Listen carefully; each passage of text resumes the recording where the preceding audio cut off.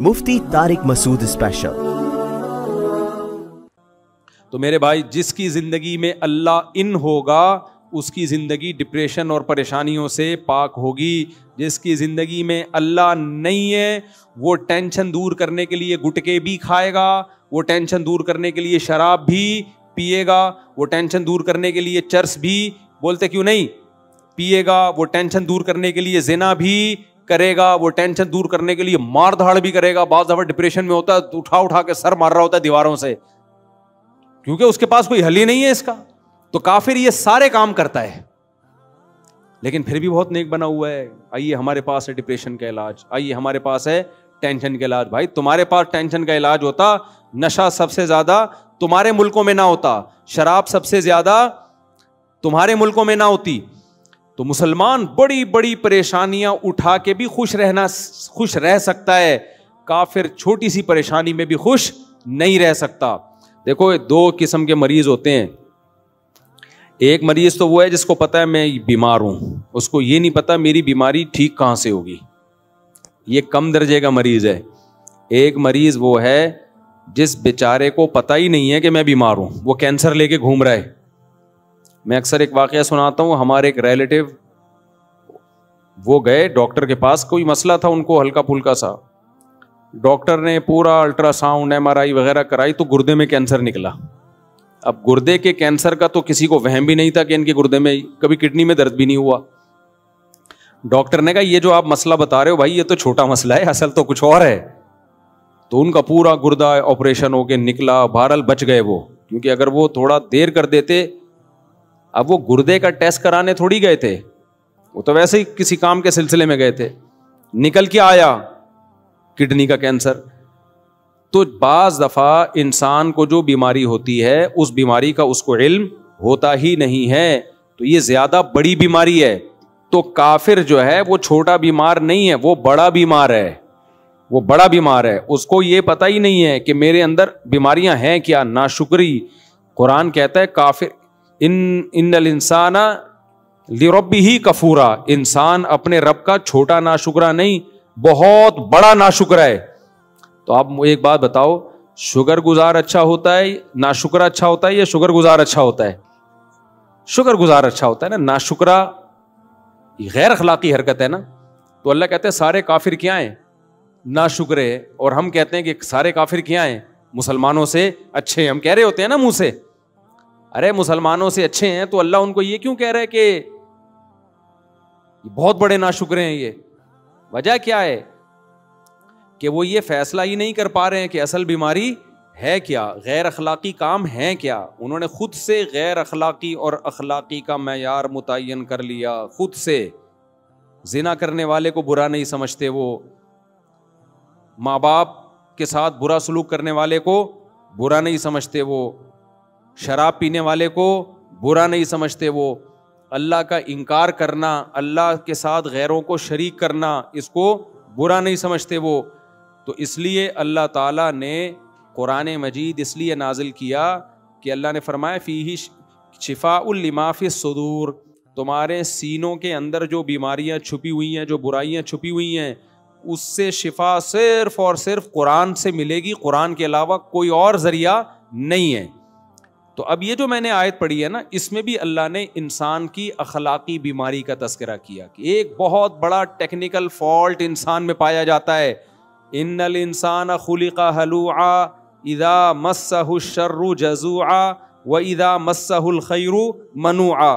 فرمایا بہت بڑا ٹیکنیکل فالٹ یہ ہے، مینوفیکچرنگ فالٹ ہے انسان کے اندر، کہ جب اسے کوئی مصیبت آتی ہے تو یہ اس مصیبت میں بے صبرا ہو جاتا ہے، حالانکہ یہ نہیں دیکھتا کہ یہ مصیبت دی کس نے ہے، اللہ نے۔ تو جو خدا مصیبت دے سکتا ہے وہ مصیبت ہٹانے پر قدرت رکھتا ہے کہ نہیں رکھتا؟ کیوں نہیں بھائی قدرت رکھتا وہ، تو یہ مایوس ہونا شروع ہو جاتا ہے۔ تو کافر کے اندر ایک ٹیکنیکل فالٹ کیا ہے؟ مصیبتوں میں کیا ہونا؟ مایوس۔ دوسروں کو وہ سمجھا رہے ہوں گے مایوسی بری چیز ہے، ان کے ڈاکٹر خود مایوس ہو رہے ہوں گے۔ میں اس پر ایک چٹکلا مجھے یاد آتا ہے، پہلے ایک ڈاکٹر تھے، بڑے زبردست نفسیاتی ڈاکٹر، وہ خود ڈپریشن میں چلے گئے تھے ایک دم۔ وہ خود بتا رہے ہیں کہ مجھے خود انہوں نے بتایا کہ میں لوگوں کی ڈپریشن کا علاج کرتا تھا، ایک دفعہ مجھے کوئی ٹینشن ہوئی تو میں ڈپریشن میں چلا گیا اور کہنے لگا میرا علاج کون کرے گا. تو بھائی ڈاکٹر کے پاس بھی علاج نہیں ہے اس کا. تو مجھے وہ اس پہ ایک چٹکلا یاد آتا ہے. ایک آدمی جو تھا نا, اس کی لاٹری میں 5 کروڑ روپے نکلے. کتنے روپے؟ 5 کروڑ روپے. اب غریب آدمی تھا, اس کو کمپنی جا کے بتا دیتی تمہارا 5 کروڑ روپے نکلا ہے, تو ڈر یہ تھا کہ خوشی سے مر نہ جائے گی. بھائی ایک دم بتا دیں گے تمہارے. اس نے تو چلتے ہوئے کوئی لاٹری ایسی خرید لی کہ یار 5 روپے کی مل رہی ہے. نکل کتنے آئے؟ 5 کروڑ. اس کو اب کمپنی کو ڈر یہ تھا کہ ہم نے اس کو بتایا نا تمہارے 5 کروڑ نکلے ہیں, تو یہ خوشی سے کیا ہو جائے گا, مر نہ جائے. تو کمپنی نے ایک ڈاکٹر, ایک نفسیاتی, جو نفسیات کا علم, نفسیاتی ڈاکٹر کہنا نہیں چاہیے, وہ ڈاکٹر ہی نفسیاتی ہے تو پھر وہ کیا علاج کرے گا. ایک ڈاکٹر نے مجھے کہا یار ہم نفسیاتی ڈاکٹر تھوڑی ہیں, ہم تو بالکل نارمل ڈاکٹر ہیں. نفسیاتی تو اسے کہتے ہیں جو خود پاگل ہو چکا ہو نا. نفسیات کا علاج کرنے والے ڈاکٹر, سائیکولوجسٹ, سائیکیٹرسٹ تو میڈیسن وغیرہ کے ذریعے کرتا ہے نا, وہ بھی ٹھیک ہے, چلو ہمیں ابھی کوئی. تو ڈاکٹر کو ہائر کیا کہ اس کو جا کے تم نے بتانا ہے کہ 5 کروڑ روپے نکلے, لیکن اس طرح سے بتانا کہ یہ مر نہ جائے کہیں خوشی سے.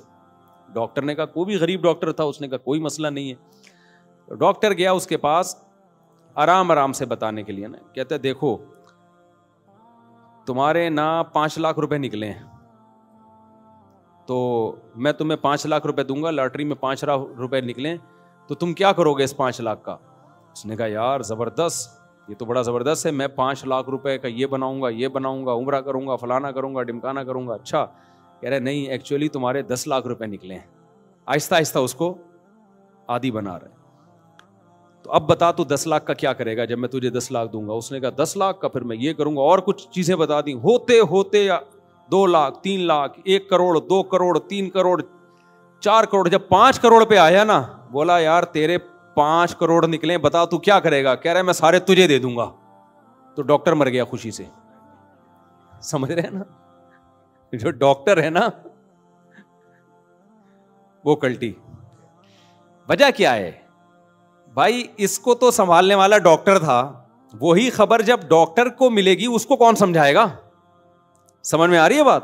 وہ بھی تو عام انسانوں کی طرح کا ایک انسان ہے نا.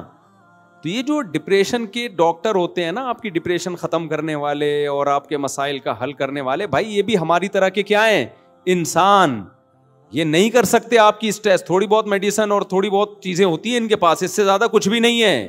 یہ خود پریشانیوں میں پاگل ہو جاتے ہیں بیچارے, کیونکہ انسان کی امید کا واحد ذریعہ صرف اور صرف کون ہے؟ اللہ ہے. اللہ نے قرآن مجید میں ہمارے سامنے ایسے واقعات پیغمبروں کے سنائے جن کو جو ٹینشنیں پہنچی تھیں, جو پریشانیاں پہنچی تھیں, ہم ان کا تصور بھی نہیں کر سکتے.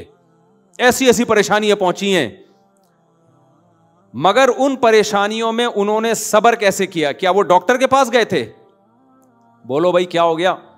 دیکھو ابراہیم علیہ السلام کو کتنی بڑی پریشانی, ان کو قوم نے اٹھا کے آگ میں ڈال دیا, پوری قوم ان کی دشمن ہو گئی, تنہا. ابھی یہ امریکہ سے آئے ہیں, 2 شادیاں کی انہوں نے. میں ان کے علاقے میں بھی گیا ہوں, سان فرانسسکو.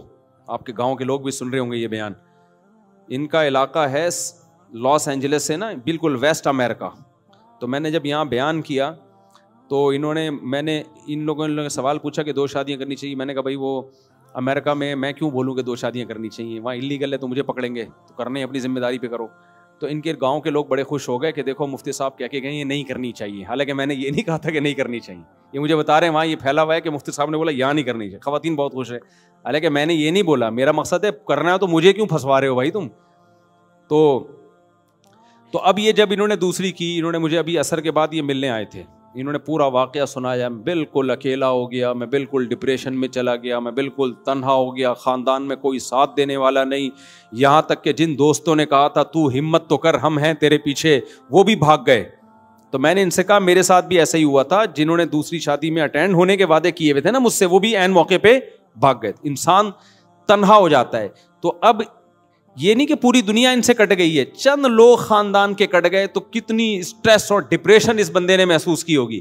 سوچو ابراہیم علیہ السلام سے تو پوری دنیا کٹ گئی تھی, ایک شخص بھی ان کا ساتھ دینے والا نہیں ہے. بعد میں جا کے لوط علیہ الصلوۃ والسلام جو ان کے بھانجے وہ ایمان لے کر آئے. بھانجا تو چھوٹا ہوتا ہے نا بہت. تو اور پھر ابراہیم علیہ السلام اپنے والد کو کیسے سمجھا رہے ہیں, یا ابتی لم تعبدوا, اے میرے پیارے ابا آپ ان بتوں کی عبادت کیوں کر رہے ہو, یہ آپ کو نفع نہیں دے سکتے, آپ کو نقصان نہیں دے سکتے.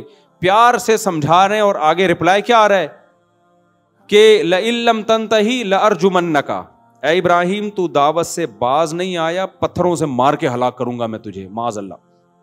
اتنا سخت رپلائی جب باپ کی طرف سے بیٹے کو گیا ہے, کس قدر اسٹریس ہوئی ہوگی کہ نہیں ہوئی ہوگی. لیکن کہیں بھی نہیں ہے ابراہیم علیہ السلام نے کوئی محلے کا ڈاکٹر تلاش کیا ہو کہ بھائی دیکھیں یار یہ اتنی ٹینشنوں میں آیا ہوا ہوں, کسی اچھے ڈاکٹر سے رابطہ کرنا ہے. اس زمانے میں بھی حکیم ڈاکٹر تو ہمیشہ سے ہی ہیں. کس قدر الگ ہو گئے اپنی قوم سے, بالکل ہجرت کی کہ بھائی چھوڑ کے جا رہا ہوں اکیلے. اللہ نے مدد کی, حضرت ہاجرہ آپ کو ملی, حضرت سارہ آپ کو ملی, آپ کی 2 ازواج. پھر دوسری اس سے بڑی ٹینشن, آپ نے حکم دیا اپنی بیوی ہاجرہ کو کہاں چھوڑ کے آؤ, مکہ میں. کتنا دور ہے وہ علاقہ بھائی, ریگستان کا سفر ہو, اونٹوں کا سفر ہو, ارض شام سے چل کے آپ جب جہاز میں سفر کرتے ہو آپ کو نظر آتا ہے نیچے ریگستان. سڑکیں وڑکیں تھوڑی تھیں, ریگستان میں سفر کرنا ہے اپنی محبوب زوجہ کو لے کے. کہاں؟ ایسی جگہ جہاں مکہ میں ایک انسان بھی نہیں, کوئی بشر بھی نہیں, وہاں پہنچا کے واپس آ جانا ہے. کس قدر اسٹریس اور ٹینشن کا کام ہے یا نہیں ہے.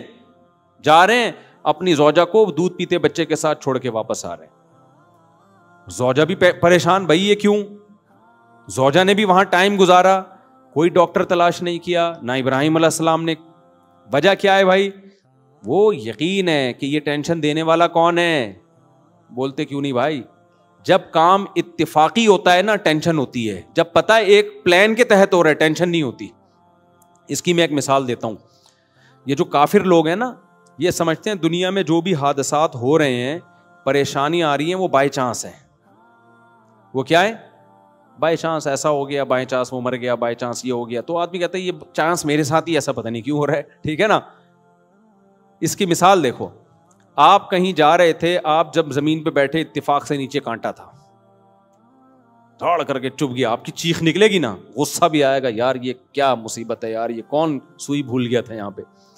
لیکن ایک پلان کے تحت جب سوئی چبھائی جاتی ہے, ڈاکٹر جب چبھوتا ہے تو ویسی چیخ بولو نہیں نکلتی.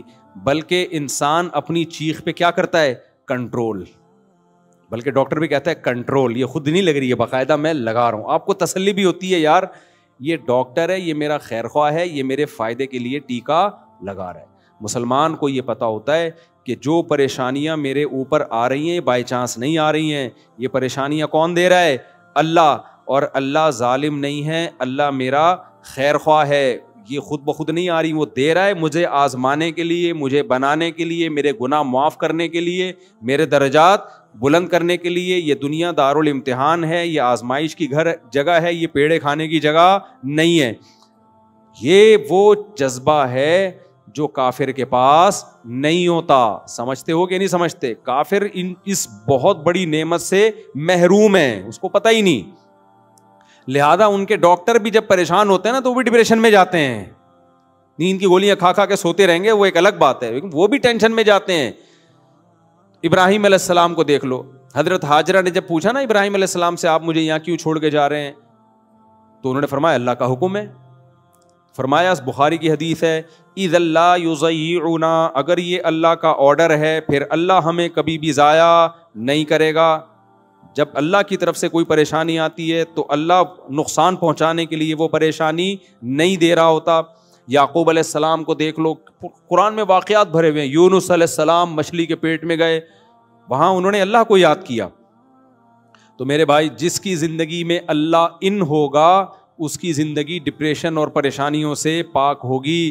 جس کی زندگی میں اللہ نہیں ہے وہ ٹینشن دور کرنے کے لیے گٹکے بھی کھائے گا, وہ ٹینشن دور کرنے کے لیے شراب بھی پیے گا, وہ ٹینشن دور کرنے کے لیے چرس بھی, بولتے کیوں نہیں, پیے گا, وہ ٹینشن دور کرنے کے لیے زنا بھی کرے گا, وہ ٹینشن دور کرنے کے لیے مار دھاڑ بھی کرے گا. بعض دفعہ ڈپریشن میں ہوتا ہے اٹھا اٹھا کے سر مار رہا ہوتا ہے دیواروں سے, کیونکہ اس کے پاس کوئی حل ہی نہیں ہے اس کا. تو کافر یہ سارے کام کرتا ہے لیکن پھر بھی بہت نیک بنا ہوا ہے. آئیے ہمارے پاس ہے ڈپریشن کا علاج, آئیے ہمارے پاس ہے ٹینشن کا علاج. بھائی تمہارے پاس ٹینشن کا علاج ہوتا, نشہ سب سے زیادہ تمہارے ملکوں میں نہ ہوتا, شراب سب سے زیادہ تمہارے ملکوں میں نہ ہوتی. تو مسلمان بڑی بڑی پریشانیاں اٹھا کے بھی خوش رہ سکتا ہے, کافر چھوٹی سی پریشانی میں بھی خوش نہیں رہ سکتا. تو میں یہ عرض کر رہا تھا کہ اخلاقیات انسان کو اندر سے انسان کا بچہ بنانا, اندر سے یہ ٹھیک ہو جائے, یہ قرآن کے علاوہ کسی کے بس میں نہیں ہے. تو یہاں یہ اللہ نے فرمایا ان الانسان خلق ہلوعا, انسان جلد باز ہے, اذا مسہ الشر جزوعا, جب اس کو کوئی مصیبت پہنچتی ہے چیخنے چلانے لگتا ہے, بے صبری کا مظاہرہ کرتا ہے. وَإِذَا مَسَّهُ الْخَيْرُ مَنُوعًا, جب خوشی پہنچتی ہے اترانے لگتا ہے, کنجوس بن جاتا ہے.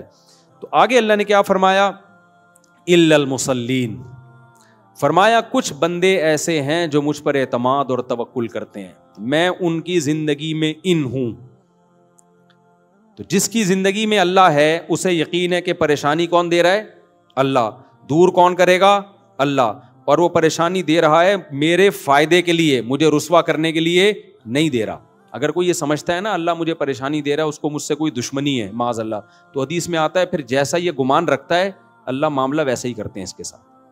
کتنے لوگ میرے پاس آتے ہیں مجھے کہتے ہیں یار مفتی صاحب ایک پریشانی کے بعد دوسری کے بعد تیسری, پتہ نہیں اللہ کو میں ہی ملا ہوں. یہ جو الفاظ آپ منہ سے نکال رہے ہو نا, تو حدیث میں آتا ہے اللہ تعالیٰ فرماتے ہیں انا عند ظن عبدی بی, کہ میرا بندہ میرے بارے میں جو گمان کرے گا میں پھر ویسا ہی ہوں اس کے ساتھ. اگر بندہ یہ سمجھے یار یہ پریشانیاں در پریشانیاں آ رہی ہیں, بس اللہ کی طرف سے مجھے صبر کرنا چاہیے, تو ان پریشانیوں کو اللہ اس کے حق میں نعمت بنا دیتے ہیں. اور اگر وہ یہ سمجھتا ہے کہ یہ پریشانیاں اللہ کی طرف سے مجھے نقصان پہنچانے کے لیے اللہ کو میں ہی ملا ہوں, تو پھر اللہ ان پریشانیوں کو اس کے لیے نعمت کے بجائے عذاب بنا دیتے ہیں. نبی صلی اللہ علیہ وسلم نے فرمایا کہ آپ صلی اللہ علیہ وسلم نے ایک بوڑھے کے پاس گئے, وہ شدید بخار میں تھا. آپ نے فرمایا طہور انشاء اللہ, یہ بخار تمہارے گناہوں کے معاف کرنے کا ذریعہ بنے گا. نبی نے فرمایا کہ جس شخص کو بخار ہوتا ہے نا, جو بخار کی گرمی یہ جہنم کی آگ کی گرمی کو کم کرتی ہے. جو جہنم کی آگ کا حصہ ہے نا, جو اس کو آخرت میں ملنا تھا, اللہ بخار کی شکل میں دنیا میں دیتے ہیں اس کو, اور یہ بہت تھوڑے میں بہت بڑا عذاب اس سے ہٹا دیتے ہیں. بھائی دنیا میں بہت تھوڑے میں وہاں کی بہت بڑی تکلیف اللہ دور کرتے ہیں. یہاں بہت تھوڑا ہوگا وہاں بہت زیادہ ہوگا, اللہ کہتے ہیں وہاں کے بجائے یہاں تھوڑا دے دو تاکہ وہاں کے زیادہ سے بچ جائے. تو بوڑھا بخار میں تھا, آپ صلی اللہ علیہ وسلم نے فرمایا کہ اللہ کی طرف سے یہ معافی کا ذریعہ ہے. وہ بخار میں اس کو غصہ, اس نے کہا یہ مغفرت نہیں ہے, یہ بڈھے پہ عذاب مسلط ہوا ہے. اس طرح کے الفاظ انہوں نے کہا, نہیں بوڑھے پہ کیا ہے, یہ ایک عذاب ہے. تو آپ نے فرمایا اب یہ عذاب ہی ہے. تمہاری اگر نیت یہ ہے کہ اللہ عذاب دے رہا ہے تو پھر اب یہ کیا ہے, اب یہ اللہ کی طرف سے عذاب. تو اللہ نے فرمایا کہ جن لوگوں کی زندگی میں اللہ ہے تو وہ جلد باز نہیں ہوتے, مصیبتوں میں صبر کرتے ہیں, خوشیوں میں اللہ کا شکر کرتے ہیں. لیکن جن کی زندگیوں میں اللہ ہے ان کی علامتیں کیا ہیں, آگے اللہ نے وہ علامتیں بتائی ہیں. کیونکہ ہر آدمی کہتا ہے میں اللہ کو مانتا ہوں, کہتا ہے کہ نہیں کہتا, تو اللہ نے علامتیں بتائیں. فرمایا کہ یہ زبانی دعویٰ قبول نہیں ہے کہ تم کہو میں اللہ پہ ایمان رکھتا ہوں. جن کی زندگی میں اللہ ہے, جو اللہ پہ اعتماد کرتے ہیں, وہ سمجھتے ہیں مصیبت دینے والا بھی اللہ, خوشیاں دینے والا بھی اللہ, تو اللہ نے فرمایا کہ ان کی علامت یہ ہے الا المصلین, کہ وہ نمازیں پابندی سے قائم کرتے ہیں. جو آدمی 5 وقت پابندی سے نماز نہیں پڑھتا اور کہتا ہے میں اللہ پہ ایمان رکھتا ہوں, یہ خالی پیلی کا دعویٰ ہے, اندر سے کھوکھلا دعویٰ ہے. اس دعوے کی اللہ کی نظر میں کوئی حقیقت بولو نہیں ہے. الا المصلین, اللہ کہتے ہیں نماز پڑھے سب سے پہلے. جب اللہ کو مانتا ہے, مجھے بتاؤ تھانے سے SHO صاحب کا میسج آ جا بھائی تیرا بلاوا آیا ہے, اگر آپ کو پتہ ہی نہ ہو کہ تھانے سے بلایا, ویسے ہی کوئی بندہ چلتے ہوئے کہہ رہا ہے یار تجھے صاحب بلا رہے ہیں, آپ بولے گا جا بھائی تیرے نوکر ہیں ہم جو صاحب بلا رہے ہیں. لیکن پتہ چل جائے, وہ تصویر دکھائی یہ SHO صاحب ہے, انہوں نے بلایا ہے, جاؤ گے کہ نہیں جاؤ گے؟ بولتے کیوں نہیں بھائی, ویسے تو نہیں لگ رہا, لیکن جب بلائے گا نا کوئی تو بغیر پوچھے جاؤ گے. ایک دفعہ ایک تھانے سے فون آیا SHO صاحب کا, انہوں نے بولا آپ ذرا ملاقات کرنا چاہتا ہوں, بہت پرانی بات ہے. میں نے کہا ٹھیک ہے حضرت بتا دیں کب آ جاؤں. کہہ رہے ہیں یار وہ بس ملنا ہے آپ سے, آپ آ جائیں. میں نے کہا آپ آنا پڑے گا ورنہ آپ موبائل بھیج دو گے, اٹھا کے لے جاؤ گے, کیا خیال ہے؟ تمیز سے آ جاتے ہیں, اچھا ہے. خیر وہ ایسا کوئی مسئلہ تھا نہیں.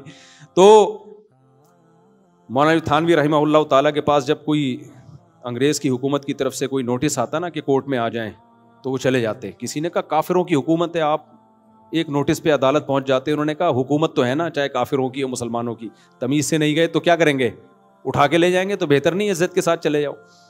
تو کو فنٹر گیری اچھی نہیں ہوتی, اپنی حیثیت دیکھنی چاہیے انسان کو. بعض لوگ فنٹر بنتے ہیں پھر بعد میں اس سے بھی زیادہ ان کو رسوا ہونا پڑتا ہے. اب دیکھو جب کسی بڑے کی طرف سے دعوت آئے, ڈی ایس پی نے بلایا, ایس ایس پی نے بلایا, فلانے کرنل نے بلایا, فلانے نے بلایا, بادشاہ نے بلایا, وزیر اعظم نے بلایا, سعودی عرب میں بادشاہ سلامت نے کسی کو بلایا کہ فلاں کو میرے پاس لے کر آؤ. اگر آپ کو یقین نہیں ہے نا کہ فلاں نے بلایا ہے تو آپ انکار کر دو گے, آپ بولو گے مذاق کر رہا ہے. آپ کیا بولو گے, ابے مذاق کر رہا ہے, مجھے کیوں بلائے گا بادشاہ, مجھے کیوں بلائے گا شہزادہ, مجھے کیوں بلائے گا ایس ایس پی. لیکن اگر آپ کو یقین ہے نا کہ اس نے بلایا ہے تو آپ اس کی دعوت کو ٹھکرا سکتے ہو کیا؟ بولو. ٹھکراؤ گے بشرطے کے محلے سے بھاگنے کا پروگرام ہو, اگلی فلائٹ سے ملک چھوڑنے کا پروگرام ہو, کبھی بھی نہیں ٹھکراؤ گے. تو اللہ کہتے ہیں جو مجھے مانتا ہے نا, جب میری طرف سے ندا لگتی ہے حی علی الصلاۃ, آؤ کس کی طرف, نماز کی طرف, اور اس کو یقین ہے کہ یہ صدا کون لگا رہا ہے, مؤذن اللہ کے حکم پہ. کافر کہتا ہے اللہ کی طرف سے صدا یہ ہے ہی نہیں, یہ مسلمانوں کا اپنا کلچر ہے اذان. ہم کیا کہتے ہیں, یہ صدا کس کی طرف سے ہے؟ بولتے کیوں نہیں بھائی, یہ اللہ کی طرف سے ہے بھائی. مؤذن تو ایک اپنی ڈیوٹی پوری کر رہا ہے. نبی صلی اللہ علیہ وسلم نے جب حضرت بلال کو اذان سکھائی ہے نا, تو یہ اذان نبی کو کس نے سکھائی ہے؟ اللہ نے. حضرت عمر کو بھی خواب آیا, زید ابن ارقم کو بھی خواب آیا. جب مسلمانوں نے طے کیا نا بھائی ہم 5 وقت, اللہ نے نماز فرض کی 5 ٹائم, تو مسلمان آ جاتے تھے 5 ٹائم پہ. تو صحابہ کے درمیان مشورہ ہوا, نبی صلی اللہ علیہ وسلم نے مشورہ کیا ہم لوگوں کو بتائیں کیسے کہ جماعت کا ٹائم ہو رہا ہے. پہلے گھڑیاں تو تھی نہیں بھائی, کوئی ایسا طریقہ ہونا چاہیے ہم لوگوں کو بتائیں تاکہ لوگ اس ٹائم پہ آ جائیں. تو اعلان کیا ہو, تو کسی نے کہا بھائی عیسائی لوگ جیسے وہ بجاتے ہیں, کوئی سائرن بجاتے ہیں, گھنٹی بجاتے ہیں, کچھ ہندوؤں کے مندروں میں گھنٹیاں بجتی ہیں, تو ہم بھی ایسا کریں گے. اللہ کو یہ بات پسند نہیں تھی. اللہ اس امت مسلمہ کو ایک اعزاز دینا چاہتے تھے. کتنا بڑا اعزاز کہ اس امت مسلمہ کے ذریعے فضاؤں میں گھنٹیاں نہ گونجیں, اللہ اکبر کی تکبیریں گونجیں. پوری دنیا میں کہیں نہ کہیں ہر وقت اللہ اکبر کا نعرہ بھی لگ رہا ہے, اشہد اللہ الہ الا اللہ کا نعرہ بھی لگ رہا ہے, اشہد ان محمد رسول اللہ صلی اللہ علیہ وسلم کا نعرہ بھی. پیغمبر کی رسالت کی صدائیں بھی پوری دنیا میں ہر وقت گونج رہی ہیں, فجر میں بھی, ظہر میں بھی, عصر میں بھی, مغرب میں بھی, عشاء میں بھی. اللہ کی کبریائی, اللہ کی توحید بھی. اللہ یہ چاہتے تھے اس امت مسلمہ کو اعزاز دینا. تو اللہ نے حضرت عمر کو بھی خواب دکھایا, حضرت زید ابن ارقم کو بھی. یہ دونوں نبی کی خدمت میں گئے, بتایا, آپ نے فرمایا, حدیث کا مفہوم بیان کر رہا ہوں, یہ کس کی طرف سے ہے؟ اللہ کی طرف سے. اللہ ہمیں بتا رہا ہے کہ نماز کے لیے جب تم نے لوگوں کو بلانا ہے, گھنٹیاں نہیں بجانی اور نہ سائرن بجانے ہیں, تم نے کیا کرنا ہے؟ صدائیں بلند کرنی ہے, اللہ اکبر اللہ اکبر. اتنی سی نماز ہے, اس کی دعوت کتنی بڑی ہے آپ دیکھو. دیکھو مجھے ایک بات بتاؤ, جب بھی دنیا میں کوئی کام ہوتا ہے نا, ایک دفعہ اگر ہو تو اس کے اعلان کی ضرورت ہوتی ہے. جو کام 5 ٹائم بار بار ہونا ہے تو ہر بار اعلان کی ضرورت ہوتی ہے. یار آپ اسکول کو دیکھ لو نا, یا آپ آفس میں جب جاتے ہو تو آفس میں آپ کو بتا دیا جاتا ہے روزانہ 9 بجے آپ نے آنا ہے. گورنمنٹ کا آفس ہے تو اس میں بتا دیا جائے گا رات شام 2:30 بجے آپ نے یہاں صبح پہنچنا ہے. گورنمنٹ میں صبح 2:30 بجے بجتے ہیں گورنمنٹ کے اداروں میں. تو آپ نے صبح کتنے بجے پہنچنا ہے یہاں پہ؟ 9 بجے پہنچنا ہے. ایک دفعہ بتا دیں گے نا بھائی اب خود آ جایا کرو, یہ نہیں کہ ہم بھونبو لے کے تمہارے گھر میں پہنچا کریں گے 9 بجے گئے آ جا بھائی. بار بار ضرورت ہوتی ہے بتانے کی نا. تو اللہ میاں نے بھی بتا دیا بھائی فجر کا یہ ٹائم ہے, ظہر کا سورج ڈھل جائے گا تو ٹائم ہے, عصر جب ہر چیز کا سایہ 1 مثل اور یا 2 مثل جو علماء کا اختلاف ہے, اور پھر مغرب غروب آفتاب کے بعد عشاء جب شفق غائب ہو جائے تو بس کافی تھا.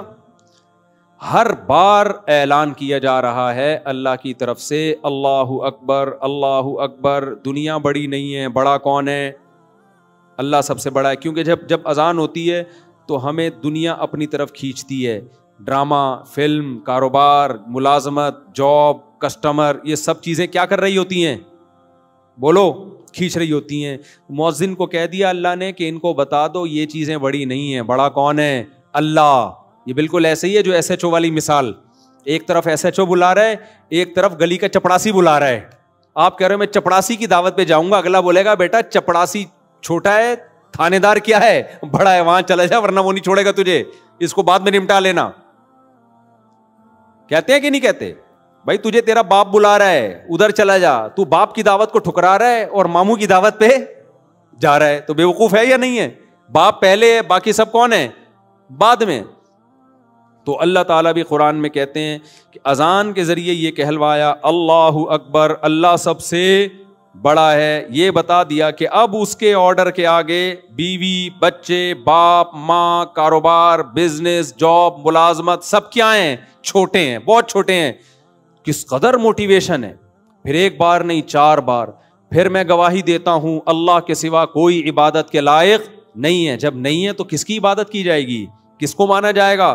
اللہ کو. اور ہم جو یہ کہہ رہے ہیں, شیطان وسوسہ دل میں ڈال سکتا ہے, بھائی ہو سکتا ہے یہ مسلمانوں نے خود سے عبادت کا ایک طریقہ ایجاد کر لیا ہو سکتا ہے خود سے کسی مولوی صاحب نے فتویٰ دے دیا ہو کہ اللہ اکبر کہہ کے لوگوں کو بلایا کرو. نہ ہم گواہی دیتے ہیں اشہد ان محمد رسول اللہ, میں گواہی دیتا ہوں کہ محمد صلی اللہ علیہ وسلم اللہ کے رسول.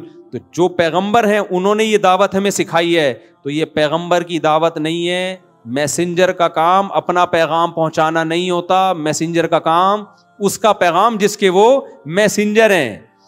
تو محمد صلی اللہ علیہ وسلم اللہ کے میسنجر ہیں, لہذا یہ آپ کا اپنا پیغام نہیں ہے, یہ کس کا پیغام ہے؟ اللہ کا ہے. اللہ کہہ رہے حی علی الصلاۃ, کتنی زبردست دعوت ہے. تو نبی کی رسالت کا اعتراف کر کے اصل میں کیا بتانا ہے کہ یہ اذان نبی کا پیغام نہیں ہے, یہ اذان اصل میں کس کا پیغام ہے؟ اللہ کا پیغام ہے. لہذا آگے جب حی علی الصلاۃ کی دعوت ہوگی, آؤ نماز کی طرف, تو یہ مؤذن کی یا پیغمبر کی دعوت نہیں ہے. ان کی بھی ہے لیکن اصل کس کی ہے؟ وہ تو نقل کرنے والے ہیں. اصل یہ اللہ کہہ رہے حی علی الصلاۃ. ہم کیوں نہیں آتے نماز کے لیے؟ اس لیے کہ ہم سمجھتے ہیں مؤذن صاحب کہہ رہے ہیں. جب اذان ہو رہی ہے تم کہتے ہیں مؤذن کہہ رہے اللہ اکبر اللہ اکبر, مؤذن اذان دے رہا ہے. حی علی الصلاۃ کہہ رہا ہے, مؤذن کہتے ہیں یار مؤذن صاحب کو چونکہ تنخواہ ملتی ہے لہذا اس نے تو ٹائم پہ کیا کہنا ہے؟ حی علی الصلاۃ ہی کہنا ہے. 2 دفعہ حی علی الصلاۃ کہنا ہے, 1 دفعہ بھی کہے گا تو تنخواہ کیا ہو جائے گی؟ ابے کوئی حی علی الصلاۃ 1 دفعہ کہہ کے نکل لے پتلی گلی سے, اس کو مؤذن کو پوری تنخواہ ملے گی؟ مجھے لگ رہا ہے آپ لوگ کے سمجھ میں آ نہیں رہا بیان. مؤذن 1 دفعہ بھی 1 لفظ بھی چھوڑ دے, تنخواہ پوری ملے گی؟ اس کو نہیں ملے گی. لوگ پکڑ کے ماریں گے, اذان تو پوری دے. تو ہم یہ سمجھ رہے ہوتے ہیں یہ حی علی الصلاۃ, آؤ نماز کی طرف, یہ اعلان مؤذن کر رہا ہے. میرے بھائی یہ ہماری غلط فہمی ہے, مؤذن نہیں کر رہا. یہ کون کر رہا ہے اعلان؟ یہ اللہ کہہ رہے حی علی الصلاۃ, حی علی الفلاح. ہاں مؤذن کا مقام بلند ہے اس لیے کہ وہ اللہ نے جو اس کے ذمے ڈیوٹی لگائی وہ اس ڈیوٹی کو پوری کر رہا ہے. اس لیے جب بھی کہیں جنگلوں میں نماز پڑھا کرو نا تو خود اذان دینے کی کوشش کیا کرو. نبی صلی اللہ علیہ وسلم نے فرمایا کہ سب سے اونچی گردن قیامت کے دن مؤذن کی ہوگی. یہ کنایہ ہے عزت سے, کیونکہ وہ 5 ٹائم اللہ کا اعلان فضاؤں میں بلند کرتا ہے. ہمارے حضرت کے ایک شاگرد تھے, شاگرد تو نہیں مرید تھے, وہ PIA میں بہت بڑے آفیسر تھے, بہت بڑے آفیسر, سینئر ترین آفیسر تھے وہ. لیکن جب وہ دارالفتہ آتے نا ہمارے حضرت کے یہاں تو اذان وہ خود دیا کرتے تھے. ان کی کوشش ہوتی جب میں ہوں تو میں ہی اذان دوں, کسی اور کو نہیں اذان دینے دیتے تھے. تو کمال ان کا یہ نہیں تھا کہ اذان دیتے تھے, کمال یہ تھا کہ جب کوئی ان سے ملتا کہ آپ کیا کرتے ہیں تو کہتے تھے میں مفتی رشید احمد صاحب کے ہاں مؤذن ہوں. وہ اپنے اس عہدے کا نہیں بتاتے تھے کہ میں PIA میں اتنا بڑا آفیسر. بھائی پوچھتے ہیں آپ کیا ہو؟ کہتے ہیں میں کیا ہوں بھائی, میں مؤذن ہوں. کہتے ہیں یار اتنا پڑھا لکھا آدمی, انگلش ٹھش ٹھش بولتا ہے اور ایسے گیٹ اپ سے بھی لگتا ہے کوئی بڑا آدمی ہے, کھاتا پیتا, اور کام کیا کر رہی ہے مؤذن. وجہ کیا تھی؟ وہ کہتے تھے بھائی قیامت کے دن میرا مؤذن ہونا یہ میرے لیے زیادہ بڑا اعزاز ہوگا, PIA کا آفیسر ہونا زیادہ بڑا اعزاز نہیں ہوگا. تو ایسا نہ ہو دنیا میں جب کوئی ملے میں عزت کے لیے بولوں PIA کا آفیسر ہوں, قیامت میں اللہ جب مؤذنوں کو بدلہ دے رہا ہوگا تو اللہ کہے گا تو آفیسر پہلے, مؤذن تو کیا ہے بعد میں. تو جو وہاں کہنا یہاں بھی کیا کہو, یہاں بھی وہی کہو. اللہ کہے گا ادھر تو پیڑے کھانے کے لیے مؤذن نہیں ہوں, کیونکہ مؤذن جب کوئی کہتا نا تو رشتہ ہی نہیں ہوتا. ہمارے محلے میں ایک صاحب تھے, ان کی بھی جاب تھی اچھی, ان کو بھی شوق تھا یار چلو میں بھی اذان دے دیا کروں جا کے, کبھی کبھار وہ بھی اذان دیتے. یہ میرے سامنے کا واقعہ ہے. ان کے رشتے والے آئے, لڑکی والے گھر میں آ کے بیٹھے ہوئے, وہ سامنے بیٹھے ہیں, لڑکی والے ادھر, لڑکے والے سامنے. یہ لڑکا کہیں چلا گیا اذان دینے, اذان کا ٹائم ہو گیا تھا. حالانکہ اس کی اچھی جاب بھی تھی ایک الگ سے, پراپر مؤذن نہیں تھا یہ چلا گیا. ہماری مسجد میں وہاں نا جہاں ہم پہلے رہا کرتے تھے پراپر مؤذن نہیں تھا. امام صاحب نے کہا تھا بھائی جن دن کو اذان دینے کا شوق ہے سب دے سکتے ہیں, کوئی ایک آدمی نہیں ہے جس کو دل چاہتا ہے اذان دے آ کے. تو وہ گئے اذان دینے کے لیے. لڑکی والے نے اچھا لڑکے والوں نے فخر سے بتایا یہ ہمارا بیٹا اذان دے رہا ہے. ان کا خیال تھا کہ وہ تو خوش ہو جائیں گے, مسلمان ہیں. تو لڑکی کے ابا نے کہا اچھا یہ آپ کا بیٹا اذان دے رہا ہے؟ ہاں. ہم نے نہیں کرنی بھائی, یہاں پہ ہم مولویوں کو سے شادی نہیں کرتے, تو ہم مولویوں کو نہیں دیتے اپنی بیٹی. وہ رشتہ ہی توڑ کے چلے گئے. یار ابے بھائی تو اس کو ملو تو صحیح, تم دیکھو تو صحیح, اس کو نہیں بس اذان کیوں دے رہا ہے یہ تو مولانا نکلا. مجھے ایک جگہ گھر چاہیے تھا کرائے پہ گھر چاہیے تھا. یہ کچھ وقت پرانی بات ہے. تو میں نے کسی کے ذمے لگایا, اسٹیٹ ایجنٹ کے گھر وزٹ کیا, دیکھا بڑا زبردست. تو میں نے اسٹیٹ ایجنٹ سے کہا کہ یار ان لوگ کو بتا دینا میں ایگری ہوں. اسٹیٹ ایجنٹ, وہ کوئی خاتون اس گھر کی مالک تھی, اسٹیٹ ایجنٹ نے ان کو بتایا کہ خاتون ہے, ان سے رابطہ کیا اور کہا کہ یہ مفتی صاحب ہیں, وہ گھر لینا چاہتے ہیں. تو اس خاتون نے ان کو آڈیو بھیجی, وہ آڈیو اس نے مجھے بھیج دی. خاتون, یہ مفتیوں کو ہم نے گھر نہیں دینا ہے. مطلب کوئی نارمل قسم کے لوگ لے کر آؤ, مفتیوں کو ہم نے گھر, ایسا تنزیہ. ابھی بھی وہ آڈیو میں سنا سکتا ہوں, ابھی میرے موبائل میں پڑی ہوئی ہے اس خاتون کی آڈیو آپ, لیکن وہ سمجھ جائے گی کہ میری بات ہو رہی ہے اس لیے میں سنا نہیں رہا. وہ میں نے واٹس ایپ پہ سنبھال کے رکھی ہوئی ہے. مفتیوں کو ہم نے گھر نہیں دینا ہے.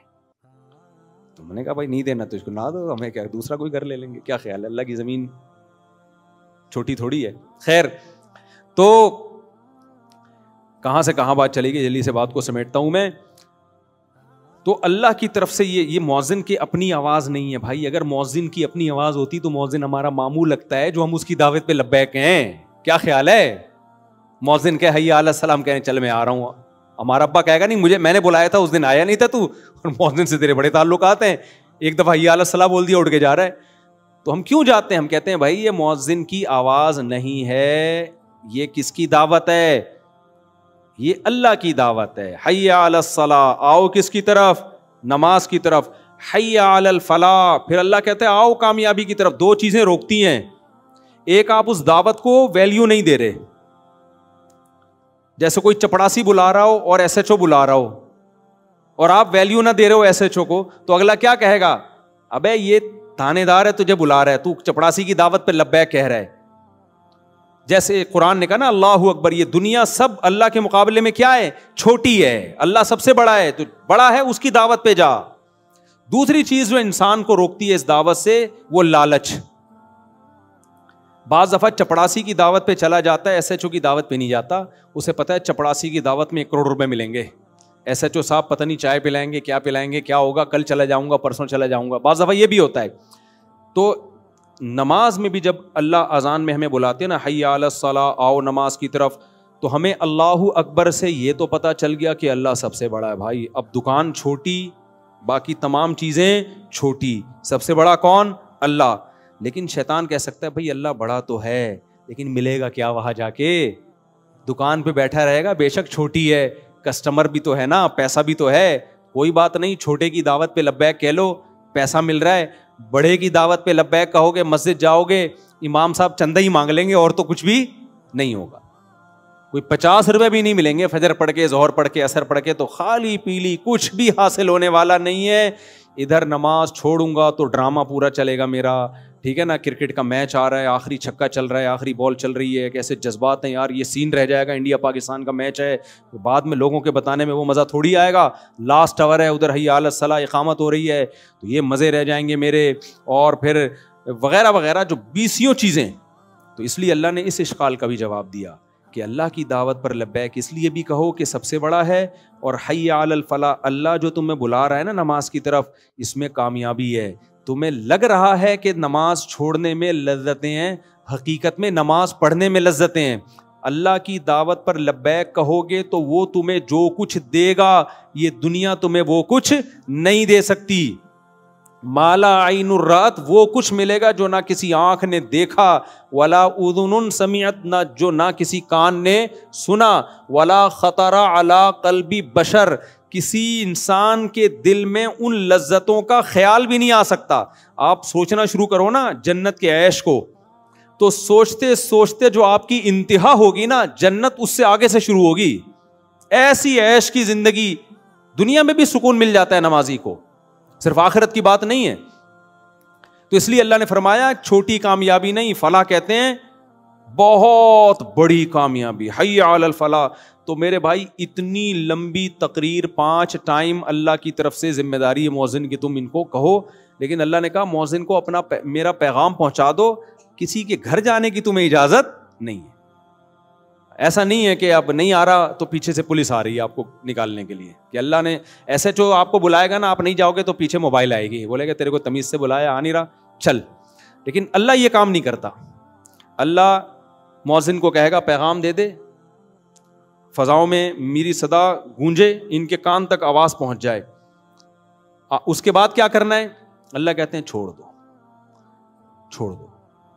زبردستی نہیں جانا کسی کے گھر سے گھسیٹ کے اس کو نماز کے لیے نہیں نکالنا. وجہ ہے یہ آزمائش کے خلاف ہے. میں نے ایک دن رکھا ہوا ہے کہ میں دیکھ رہا ہوں, چیک کر رہا ہوں کون میری دعوت پر لبیک کہتا ہے اور کون میری دعوت پر لبیک نہیں کہتا. بس نوٹ کر رہا ہوں میں. تو ہم جو سمجھتے ہیں نا کہ ہم نمازیں چھوڑتے ہیں کچھ بھی نہیں ہو رہا, بھائی اللہ کہہ رہا ہے میں تجھے ہر بار یاد دلاتا ہوں. اب یہ تیرا فالٹ ہے کہ تو اس اذان کی کانوں کو, وہ اذان کی آواز کو تو ویلیو نہیں دیتا. اب یہ تیرا فالٹ ہے. میں نوٹ کرتا جا رہا ہوں کون پڑھتا ہے کون نہیں پڑھتا. نبی صلی اللہ علیہ وسلم نے فرمایا جو اللہ کی دعوت پہ لبیک کہتے ہیں, پہلی صف میں آ کے نماز پڑھتے ہیں, کل قیامت کے دن جب اللہ کا دربار لگے گا وہ بھی کہاں ہوں گے؟ وہ پہلی صف میں ہوں گے, ان کو وہاں بھی پروٹوکول ملے گا. اور جو آخری صف میں ہوں گے وہ وہاں بھی کہاں ہوں گے؟ وہ چپلوں میں بیٹھے ہوئے ہوں گے. اور جو آتے ہی نہیں ہوں گے وہ دربار میں بیٹھنے کی ان کو اجازت ہی نہیں ہوگی. سورہ معارج میں اللہ نے کیا فرمایا؟ سورہ قلم میں فرمایا کہ یوم یکشف عن ساق ویدعون الی السجود, قیامت کے دن اللہ اپنی تجلی کو ظاہر کریں گے. تو لوگ جب اللہ کو کی زیارت کریں گے نا تو اہل ایمان سجدے میں گر جائیں گے. اس سجدے میں ان کو اتنی لذت ہوگی, اس سے پہلے کبھی کسی چیز میں ان کو ایسی لذت محسوس نہیں ہوگی. اتنی لذت ہوگی اللہ کے کو جب زیارت ہوگی نا تو سجدے میں. تو اللہ نے فرمایا کچھ لوگ ایسے ہوں گے جن کی کمر تختے کی کر دی جائے گی. اس وقت وہ سجدہ کرنا بھی چاہیں گے, ان سے سجدہ نہیں ہوگا. یہ کون لوگ ہوں گے؟ فرمایا کہ یہ وہ لوگ ہیں جن کو دنیا میں سجدے کے لیے بلایا جاتا تھا. وَهُمْ يَسْتَكْبِرُونَ, یہ تکبر کرتے تھے, کہتے تھے ہمارے پاس ٹائم بولو نہیں. کہتے تھے یہ تو مولویوں کا کام ہے جو فارغ ہیں, یہ تو فضول لوگوں کا کام ہے, جو بالکل فارغ لوگوں کا کام ہے. ہم تو بھائی بیزی لوگ ہیں, ہم یہ تھوڑی کہ 5 ٹائم اٹھک بیٹھک کرتے رہیں مسجدوں میں جا کے. تو اللہ کہیں گے کہ ان کی کمر تختے کی کر دی جائے گی, ان کو سجدے کی توفیق نہیں ملے گی, کیونکہ دنیا میں جب سجدے کے لیے بلایا جاتا تھا یہ تکبر کیا کرتے تھے. آج یہ سجدہ کرنا چاہیں گے لیکن اللہ ان کو سجدے کی توفیق اللہ ان سے چھین لے گا. تو اس لیے اللہ نے کیا فرمایا کہ ایمان والے کی سب سے پہلی علامت کیا ہوتی ہے؟ نماز. سمجھتے ہو کہ نہیں سمجھتے؟ تو اس لیے اپنے آپ کو نماز کا پابند بناؤ. الا المصلین الذین هم علی صلاتهم دائمون. بس یہ آیت کر کے اپنے بیان کو ختم کرتا ہوں. اللہ نے یہ بھی فرمایا کہ نماز پڑھتے نہیں ہیں, نہ اتنا کافی نہیں ہے, کیونکہ ہر مسلمان کبھی نہ کبھی پڑھ لیتا ہے نماز. اگر ایسا ہوتا نا نماز پڑھنے پہ اللہ راضی ہو جاتا تو سارے مسلمانوں سے اللہ راضی ہوتا. میں نے ایسے بھی پوستی دیکھے ہیں جو کچھ نو عید کے دن آ ہی جاتے ہیں اٹھ کے. کیا خیال ہے بھائی؟ اور ایسے بھی پوستی دیکھے ہیں کہ عید کے دن نہیں ہوگا تو چلو زندگی میں ایک آدھ دفعہ کہتے ہیں چلو یار کیا جا رہا ہے. تو پڑھنے پر نہیں ہے. فرمایا ہم علی صلاتہم دائمون, پابندی کرتے ہیں, دوام. نہ سفر میں نماز چھوٹتی ہے، نہ حضر میں نماز چھوٹتی ہے، نہ شادی بیاہ میں نماز چھوٹتی ہے، نہ میتوں میں نماز چھوٹتی ہے، نہ بارشوں میں نماز چھوٹتی ہے، نہ قحط میں نماز چھوٹتی ہے، نہ حضر میں نماز چھوٹتی ہے، نہ صحت میں نماز چھوٹتی ہے، نہ بیماری میں نماز چھوٹتی ہے، نہ خوشیوں میں، نہ غموں میں، نہ جہاز میں، نہ ٹرین میں، نہ بس میں، نہ کشتیوں میں۔ آج اچھے اچھے نمازیوں کو دیکھا ہے جہاز میں پوستیوں کی طرح پڑے ہوئے ہوں گے۔ ابے لمبا سفر ہے، کہہ رہے ہیں یار اب جہاز میں کیسے پڑھیں بھائی، جہاز میں کیسے پڑھیں بھائی؟ اللہ نے حکم دیا، کھڑے ہو کے نہیں پڑھ سکتے، بیٹھ کے نہیں پڑھ سکتے، لیٹ کے۔ اگر نماز قضا کرنے کی اسلام میں کوئی گنجائش ہوتی تو میدان جنگ میں گھوڑے کی پشت پہ جب گھمسان کی جنگ ہو رہی ہوتی اس وقت اللہ کہتا کیا کرو، چھوڑ دو۔ وہاں اجازت نہیں دی ہے تو آپ ماموں کی شادی میں جا رہے ہو بس میں بیٹھ کے، اس میں کہاں سے اجازت مل گئی کہ بس میں سفر ہو رہا ہے ہمارا؟ نہیں آ رہی میرا خیال ہے بات سمجھ میں؟ تو اس لیے میرے بھائی یہ آپشنل نہیں ہے نماز، یہ کیا ہے؟ ضروری۔